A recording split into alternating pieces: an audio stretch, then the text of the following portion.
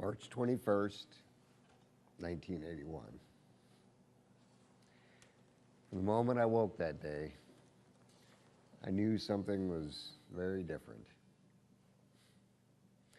I opened my eyes and I see this wallpaper in my room. Wait a second. I don't have wallpaper in my room. And, whew, man, it's awful. What's this strange-looking frame doing around my bed? Big chrome arches going head to toe on each side. It's like I'm laying inside a hamster wheel. Well, I didn't know it, but that hamster wheel-looking device was a Stryker circle bed. It was designed to stabilize my spine while helping keep the sharp fragments from my neck vertebrae from doing further spinal cord damage. See, the night before, I was at a party. Now, just for full disclosure, this was not a Tupperware party. Although, the Jell-O shots were in those little Tupperware cups, so technically, I think it could be up for debate. Well, I leave this party about, I don't know, 3 a.m. I get into my sweet royal blue Hurst 4-speed 69 Camaro. And I thought it'd be a really good idea to race someone down a narrow street. Let me pause for just a moment.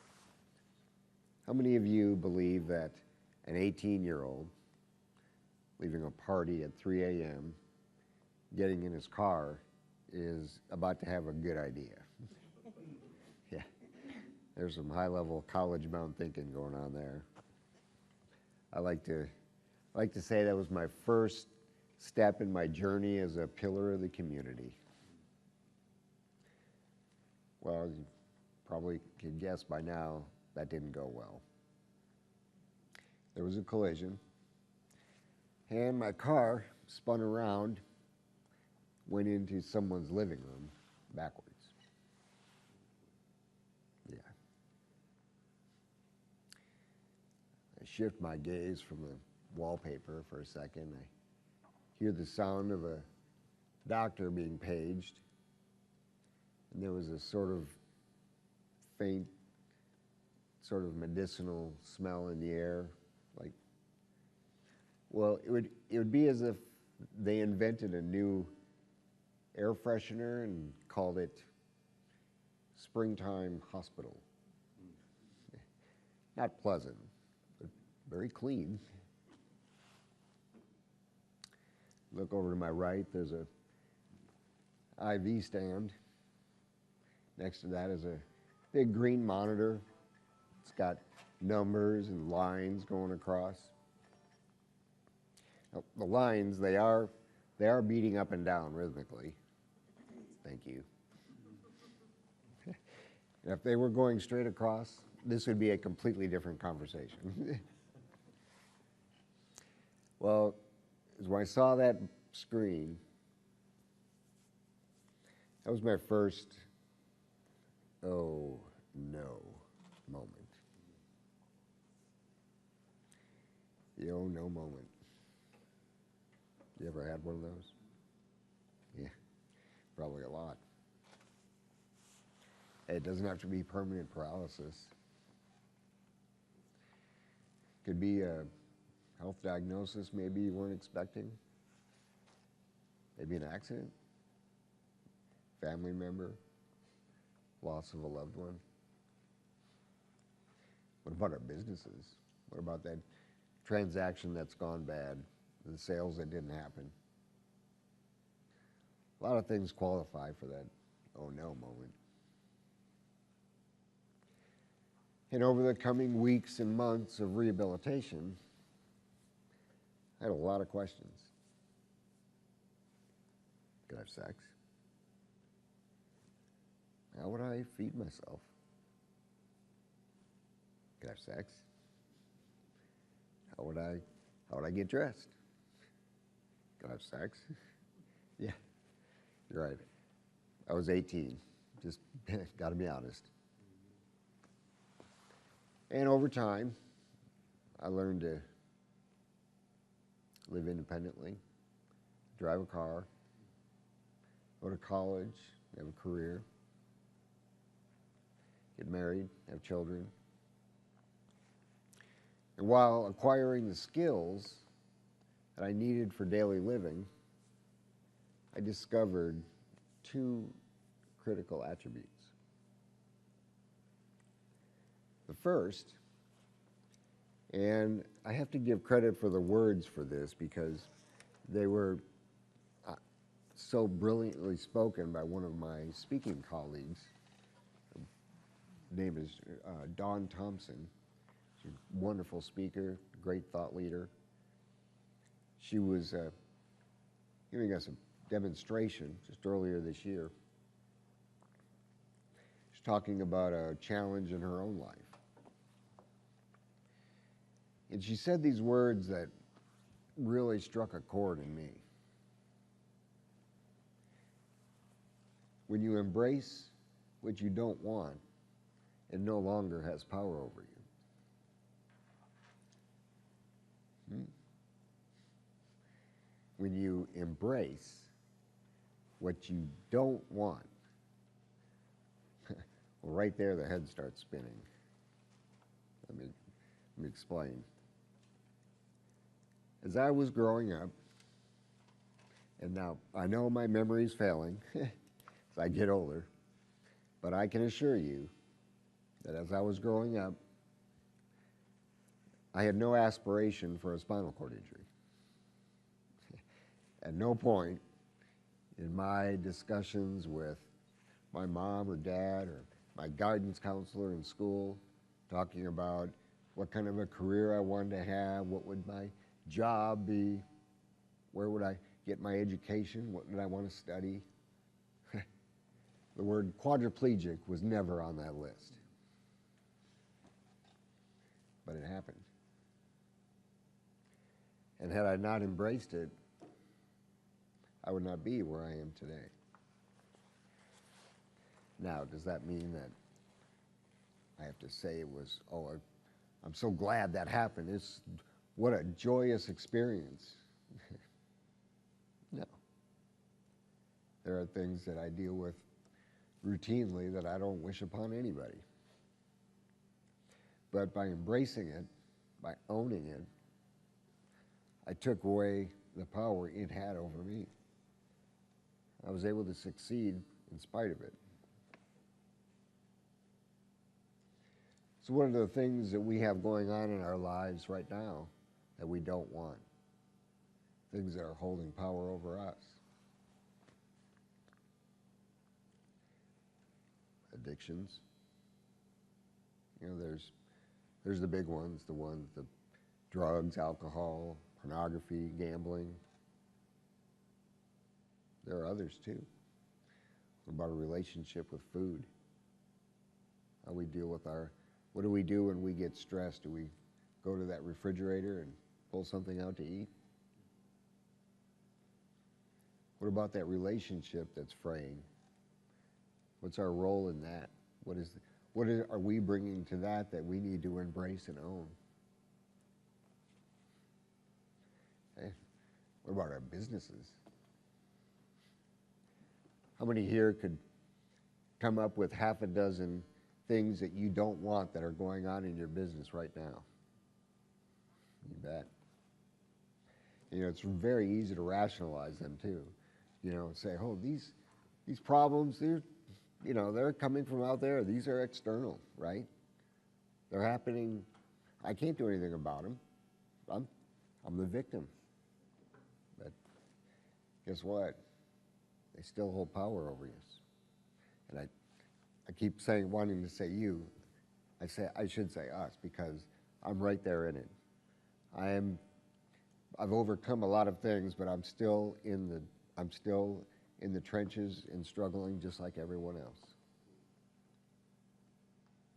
So by embracing that business problem, does that make it go away? No way. It doesn't make it go away any more than me embracing this spinal cord injury made it go away. But by embracing it and owning it, we take its power away. We're able to succeed in spite of its presence. The second attribute is the mindset of a survivor.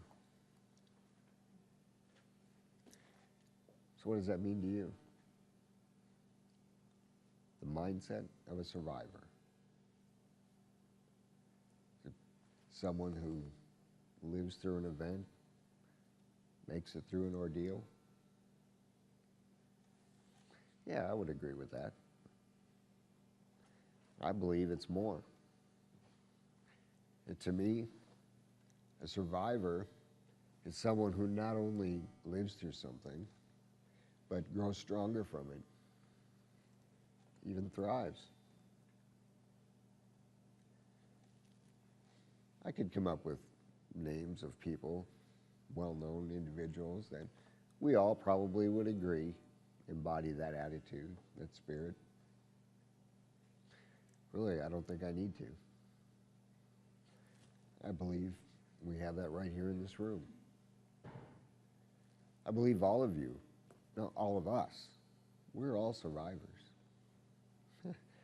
We're just so hard on ourselves that we don't see it. We completely miss it. And hey, I'm right there with you. I'm extremely hard on myself. Who would agree with this statement? I am my own worst critic. Yeah. What about this?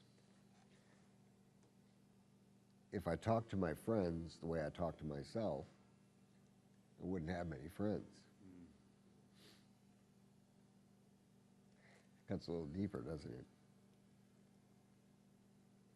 And if I'm going to be honest with you, oftentimes that's me.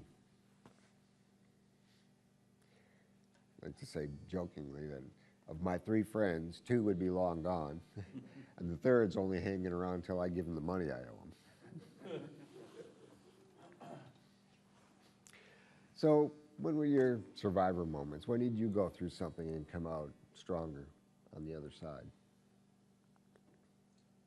I probably could qualify for that. Great. Saturday, December the 5th, this past week, Mm-hmm. at 2:27 in the afternoon, I was hit head-on at 75 miles an hour on a motorcycle. And I was blessed to be able to get a second chance at life that people take for granted. And I went through a lot of the things, but that evening, I was so blessed because I think it's probably the best thing that ever happened in my life. Number one is that I was able to really get to know my Lord and Savior Jesus Christ. And the second thing is that we, just like you're saying, we all go through things. But if you stop where you are, then that thing that got you will never let you go. You can't let the demons get inside you. You just can't. And so I was hesitant on coming in this morning to here because I had some other things to do, but I'm so glad to have met you. Because if I could go through what I went through and meet someone as yourself that went through something similar, you know, that takes away that power even more. So thank you. Absolutely. Absolutely. You've, despite this event, and by the way, that's amazing that you are here with us today, that it's to come through and thrive. That's inspiring right there. So thank you.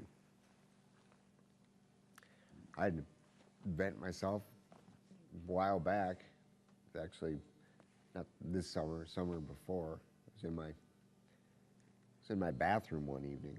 I live by myself now in an apartment. And I didn't realize it at the time, but these cables from my controller to the batteries on my chair, they had been loosening. And that evening, they came apart. So, no surprise, when that happens, the chair doesn't work. So, like I said, I was in my bathroom. My cell phone, that was in another room plugged into its charger, mocking me. I have power. No. Wait till I get a hold of you, Siri. So I thought, okay, I just need to make some noise. Maybe be as loud and as obnoxious as I can. And I'm sure my buddy Rick will vouch for me there. I've got loud and obnoxious well covered. So I yelled. As loud as I could, I yelled. And I did accomplish two things. I had a very sore throat and just about lost my voice. Neither of which got me any closer to being freed from my little bathroom prison cell. So, okay, what are you going to do now, Mr. Survivor? So I've got sitting there, the bathtub is on my left, got the toilet over here on the right. I'm right sitting here between, no power. Well, I reached over here and grabbed this transfer handle, and I started hammering on the handicap rail across from the toilet as hard as I could. I mean, I put everything I had into it, and it was loud. I tell you, sometimes I wake up in the morning, I think I still hear that ringing in my ear. But it worked. 12 hours later, someone heard. And they said it was because they thought it's awfully odd that they were hearing this metal-sounding jingle bells being pounded out on a summer morning. So how does that make me a survivor? Well, simple. Just strengthen my resolve to never give up. That's it. Hey, it doesn't have to be big things. I mean, really, aren't most of our victories in life small? You know what? I say they all count. So think about those times when you survived something, when you went through something and came out stronger on the other side.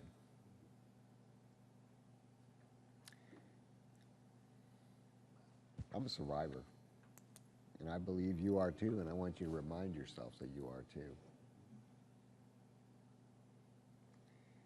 March 21st, 1981. You know, in a kind of strange, bizarre way, I am grateful for that day, because it set me on a path to embrace the challenges that I've had before me and be the survivor that I am. And I'm deeply grateful to each of you for this opportunity to share this morning. Thank you.